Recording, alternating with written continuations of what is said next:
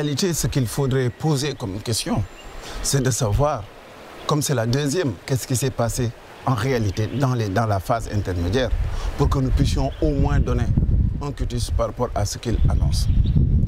Ce qui pose problème de mon point de vue, c'est que durant cette même période, le président de la République a renié son engagement de réduire son mandat.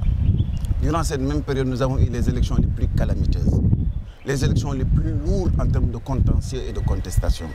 Durant cette même période, on nous a enfumé avec une carte d'identité qui nous a coûté énormément cher et qui pose énormément de problèmes. Durant cette même période, on a observé pour la première fois dans l'histoire politique du Sénégal un candidat qui s'est vu inscrit dans une liste et s'est vu refuser la possibilité d'aller en campagne. Durant cette même période, un député élu à l'Assemblée nationale s'est vu refuser l'exercice de son immunité parlementaire. Durant cette même période, le gouvernement, ceux-là qui portent la justice de notre pays, ont foulé au pied le règlement intérieur de l'Assemblée nationale et la Constitution qui est notre charte fondamentale. Lorsque le gouvernement est capable,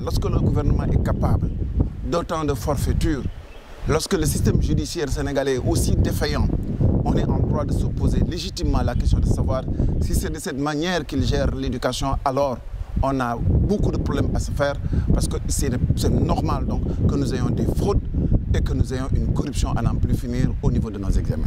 Si c'est de cette même dynamique qui gère la santé, ça ne m'étonne pas que nous ayons des difficultés pour avoir des machines de radiothérapie.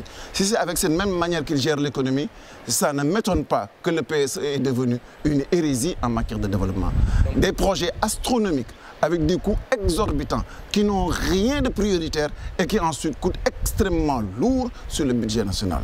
Si aujourd'hui, ils reviennent maintenant pour nous dire qu'ils vont aller vers un budget social, alors j'ai dit, oh mon Dieu, pauvres de nos sous. Parce qu'en ce moment-là, ils vont faire des tirages extraordinaires sur les ressources de la République pour les servir des desseins politiques. Et la justice est le fondement de la République. Si la justice n'est pas bonne, alors plus rien ne marche dans ce pays. Et c'est cela le fond du problème. Lorsque le Premier ministre parle de justice humaine, équitable et rapide, je lui dis où est-ce qu'il était lorsque Khalifa Sall s'est vu brimé par la machine politico-judiciaire instrumentalisée par le président de la République. Où est-ce que le Premier ministre était lorsqu'il parle de Sénégal de tous et pour tous? Ce Sénégal-là n'est-il pas valable aussi pour Khalifa Sall? Ce Sénégal-là n'est-il pas là aussi pour les citoyens? Ce Sénégal-là n'est-il pas valable pour les Sénégalais de la périphérie? Il faut que les actes soient coordonnés, corroborés par une théorie positive. Mais si la théorie est là et que les actes ne sont pas là, alors ça pose problème.